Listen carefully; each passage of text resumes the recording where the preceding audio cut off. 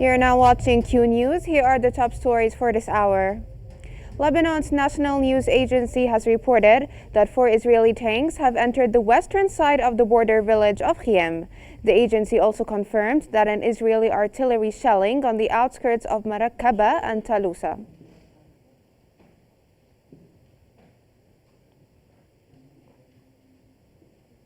The Israeli occupation army has warned Lebanese citizens against returning to 20 villages that were previously untouched during its ground operations in southern Lebanon.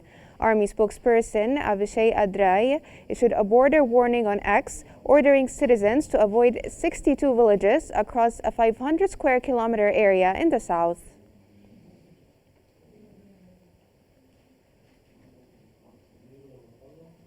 Residents of Nabateya in southern Lebanon have begun returning to their homes after the ceasefire between Israel and Hezbollah.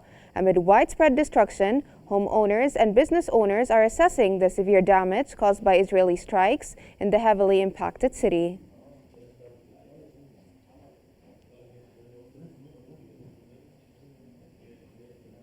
Israel's military has warned the public to avoid evacuated areas near the Lebanon border in the northern Galilee region.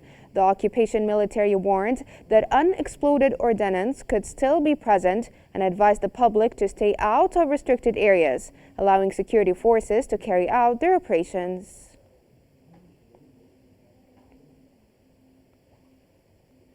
The civil defense in Gaza has urgently called for fuel supplies to resume its operations effectively. The organization revealed that 99% of its capabilities are currently disabled due to the lack of fuel. It also reported an inability to provide ambulance services, citing severe shortages in essential supplies. Additionally, the civil defense accused Israeli occupation forces of targeting ambulances during their movements in northern Gaza.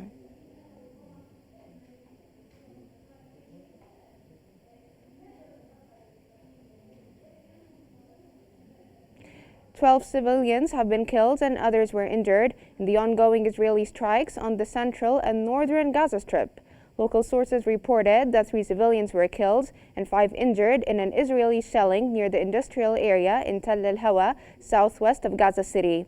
Another 3 were killed and 5 injured in an Israeli airstrike on Wahda Street.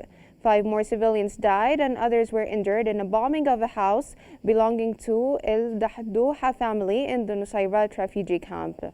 Additionally, 8 civilians were injured in Israeli bombardment of a seaside area west of Deir el-Balah.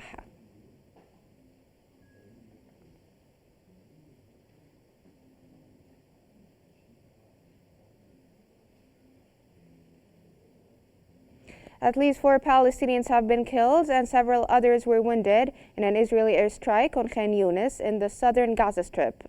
Local sources reported Israeli warplanes targeted a tent sheltering a displaced family behind the Abu Matar Mosque located southwest of Qnews.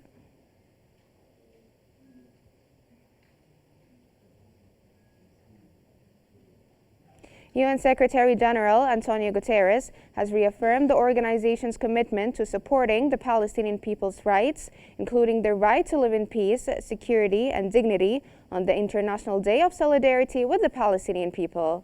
Guterres emphasized that the UN would continue to stand in solidarity with Palestinians amidst the ongoing violence and humanitarian crisis in Gaza. He noted that this year's observance came at a time when Israel's actions in Gaza continue to result in severe loss of life and destruction, with no international accountability for the atrocities being committed.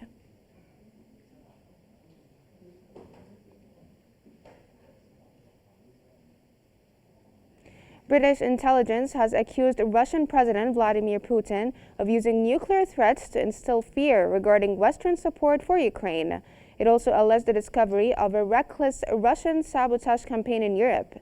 The agency warned that if Putin succeeds in turning Ukraine into a client state, his ambitions will likely extend further.